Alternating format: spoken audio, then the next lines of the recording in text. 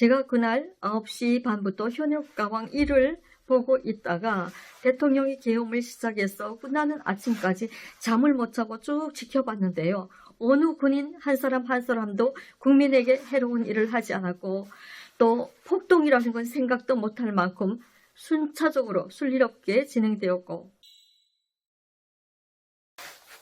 여러분 안녕하십니까? 이 시간에는 내란 우두머리에 대한 언어에 대해서 북한 출신 작가가 보는 내란 우두머리에 대한 정의에 대해서 말씀을 드려보도록 하겠습니다. 내란 우두머리, 지금은 좀 적응이 됐을 듯한데요. 2달이 지났죠. 지금도 저는 이 용어를 접하면서 마음이 섬뜩하고 많이 떨립니다. 아직도 낯설고 무섭습니다. 사전을 찾아보았더니요, 법적으로 내란 우두머리는 내란죄를 주도하거나 지휘한 최고 책임자를 뜻하는 법률 용어라고 하네요. 우두머리는 단체나 조직의 우두인 사람을 부정적으로 뜻하는 바라고 해석하고 있고요. 사전적 의미로 물건의 꼭대기를 말하기도 합니다. 과거에는 어떤 조직적 내란죄를 거론하는 경우 그 책임자를 내란수괴라고 했다는데요. 2020년 법을 개정하면서 보다 쉬운 이해를 돕고자 내란 우두머리라고 변경했다고 합니다. 이 용어는 단순 가담자를 지칭하는 것이 아니라 내란 행위를 계획, 주도한 핵심 인물을 가리킨다고 합니다. 처음 내란 우두머리라는 용어가 언론에 등장할 때 저는 너무 놀랐습니다.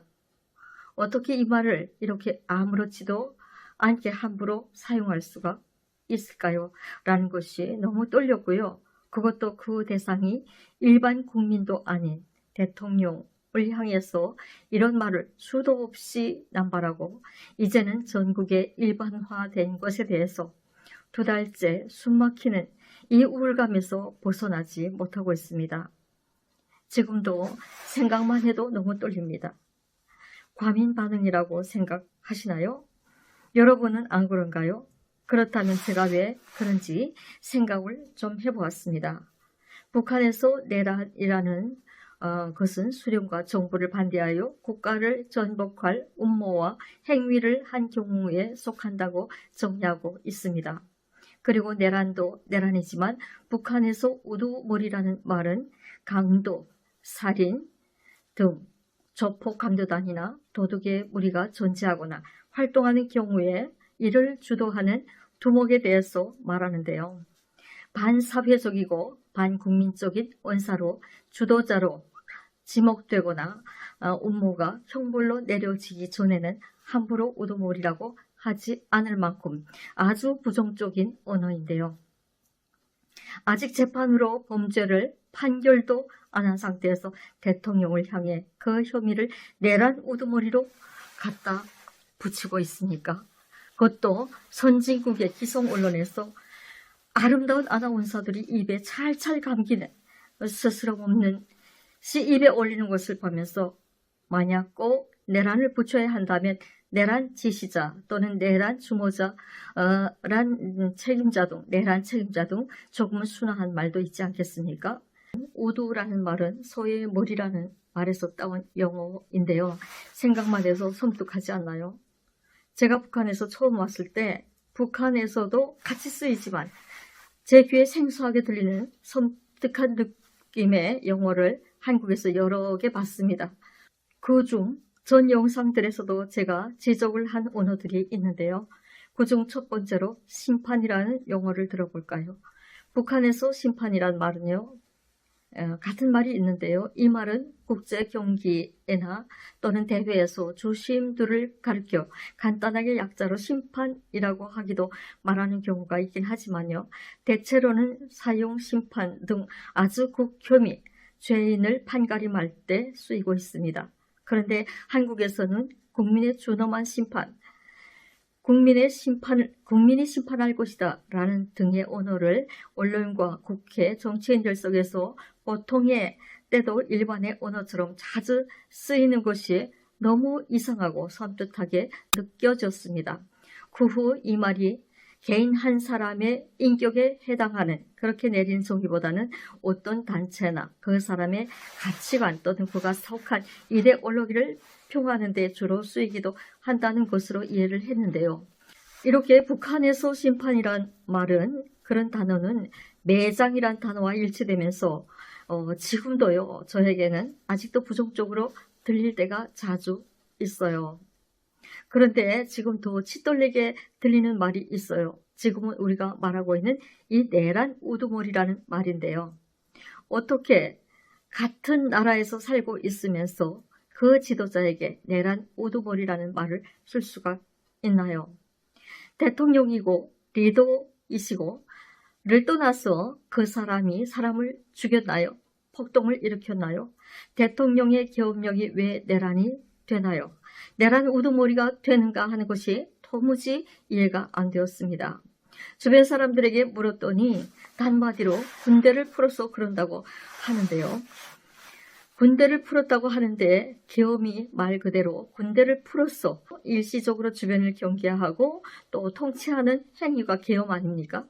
그리고 국회가 정상 가동을 못하도록 막았다고 국혼문란이라고 하는데요. 군대를 국회에만 보냈으니까 용산 대통령실에도 똑같이 보냈습니다. 그러면 대통령이 자신이 정부 대통령인데 자신의 나라를 점령할 이유가 있었을까요? 라는 것인데 말이 안 되는 소리라고 생각합니다. 그리고 국회에서 군대를 향하여 소화기를 쏘는 등 법을 어기는 대로 행위를 했는데 그 자에 대해서는 왜 가만히 둡니까? 군대가 국회에 가서 국회의원들의 출입을 막았나요? 군대가 국회에 가서 국회의원들의 출입을 막았나요? 계엄은 분명히 그 자체는 대통령의 정당한 통치 행위이고 100번 양보를 해서 군인들이 계엄 집행 과정에서 잘못이 있었다 쳐도 그것은 작전상의 오류이지 어떻게 계엄이 내란이 될 수가 있습니까?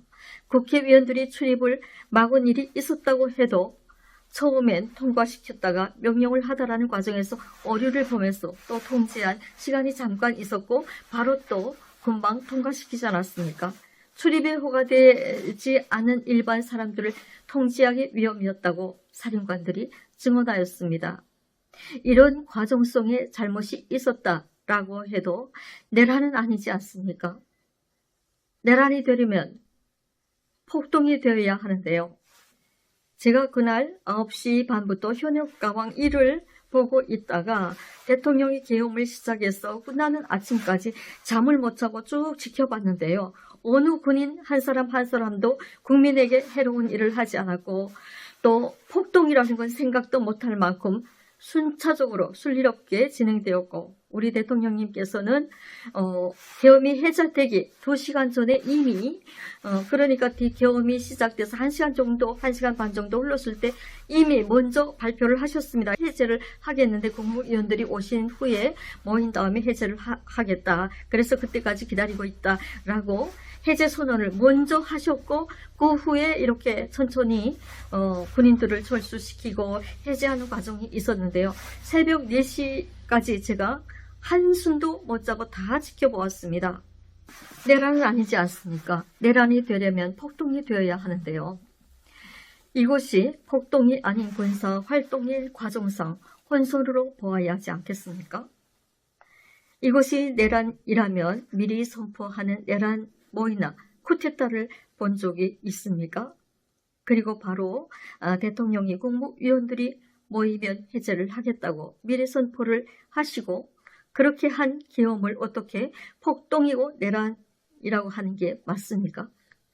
여러분들 속에서는 그날 잠든 분들도 계실지 모르지만 저는 그날 밤을 꼬박 세우면서 지켜보았습니다. 차라리 29번의 탄핵과 부정선거 의혹 그리고 국정 운영의 예산 삭감 등에 대해서 국민들에게 호소하는 대통령이 안쓰러웠고 불쌍해서 이미 발의한 일인데 조금만 좀 버티시지 왜 해제를 하는지라고 생각했을 만큼 오죽했으면 대통령이 이런 비싼 계엄령 생각까지 했을까라는 불쌍한 생각마저 들 정도로 계엄은 평화로웠고 짧았고 사상자도 없었고 깔끔하게 일상으로 돌아왔는데 어떻게 폭동입니까? 참 우두머리란 말을 하다가 길어졌는데요. 우두머리가 뭡니까? 2020년 개정 당시 대통령에게 우두머리라는 죄목을 씌울 줄은 참으로 상상도 못했겠죠. 그래서 법을 개정한 것 같은데 아직 내란이란 혐의가 죄로 결정된 것도 없고요. 언론과 정치권 등에서 처음 이런 발언한 자는 누구입니까?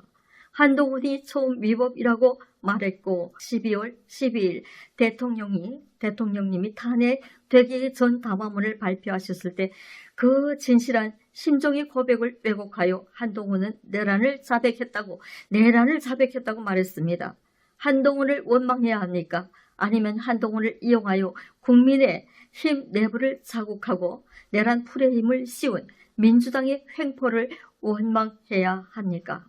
전한길 선생님의 말씀대로 대통령이 탄핵된다면 나라를 도탄에 빠뜨린 을사오적이 누군지 식별해야 할 것 같습니다. 우리는 기도만이 살 길이고 우리가 할 수 있는 것은 하나님께 매달릴 수밖에 없으니 대통령을 석방해 달라고 하나님의 응징을 기다리고 있습니다. 하나님, 대통령님을 석방해 주십시오 라고 기도를 드리고 있고요. 오늘 여기까지 하겠고 다음 시간에 또 뵙겠습니다.